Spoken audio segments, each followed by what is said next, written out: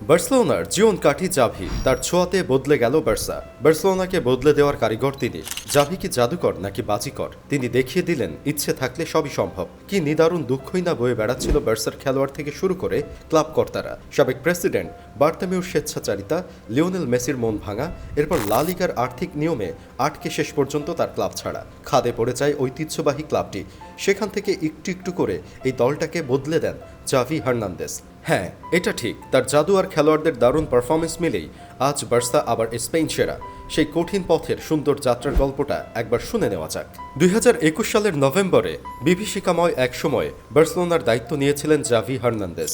সেবার মৌসুম শুরুর আগেই বড় ধাক্কা হয়ে আসে লিওনেল মেসির বিদায়। সঙ্গে ছিল অর্থনৈতিক সংকটও। রোনাল্ড কোমানের অধীনে মৌসুমের শুরু থেকেই পথহারা কাতালান পরাশক্তিরা।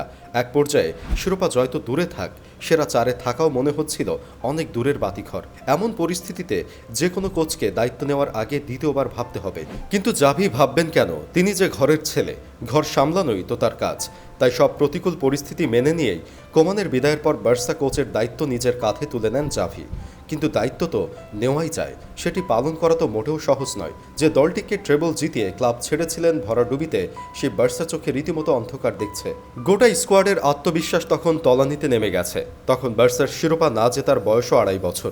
আরেকটি যে খুব দ্রুত ধরা দেবে, সে সম্ভাবনার সূর্য তখন প্রায় অস্তগামী। এমন পরিস্থিতিতে দলকে নিয়ে ঘুরে দাঁড়ানোর জন্য জাভির হাতে ছিল শুধুই খড়কুটো। অগত্যা সেই রসদকে সঙ্গী করেই ঘুরে দাঁড়ানোর লড়াইয়ে নামলেন জাভি। এসপানিওলকে 4-2 গোলে হারানোর মাধ্যমে সে লড়াই একরকম জিতেও নিলেন জাভি। দায়িত্ব নেওয়ার পর শুরুতে অবশ্য ইউরোপিয়ান ট্রফি জয়ের স্বপ্ন ভুলতে হয়েছিল জাভিকে।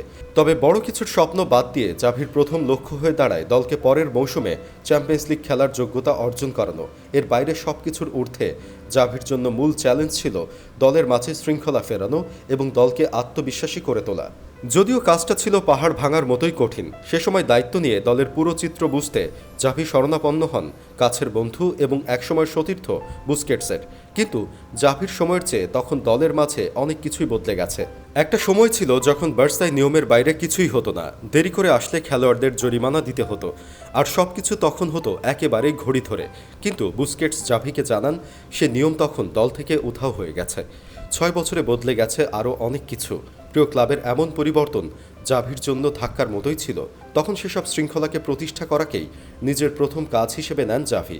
এরপরই দেরি করলে জরিমানা, এমনকি বেশি দেরি করলে উচ্চ জরিমানা দেওয়ার নিয়মও চালু করেন জাভি। তিনি ঠিক করেন প্রত্যেক খেলোয়াড়কে শুরুর 90 মিনিট আগেই অনুশীলনে আসতে হবে। একসঙ্গে খাওয়া দাওয়া এবং সময় কাটানোর জন্য মূলত এই নিয়ম চালু করেন জাভি। পাশাপাশি খেলোয়াড়দের খাদ্য পরিকল্পনা ঠিক রাখাও ছিল এর অন্তর্ভুক্ত। বলা যায় একেবারে শুরু থেকেই সব করার মিশন হাতে নেন এই কোচ।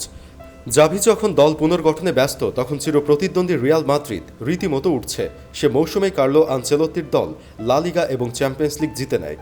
সব মিলিয়ে সাফল্যের নিক্তিতে মনে হচ্ছিল বার্সা কয়েক আলোকবর্ষ পিছিয়ে আছে। এরপরও অবশ্য হাল ছাড়েননি জাভি। নিজের লক্ষ্যে অবিচল থেকে কাজ করে যান এই স্প্যানিয়ার্ড। জাদু দেখিয়ে দলকে লিগ শিরোপাটা ঠিকই এনেই দিয়েছেন। এখন তো শুধু সাফল্যের সেই পথরেখা ধরে এগিয়ে যাওয়ার পালা।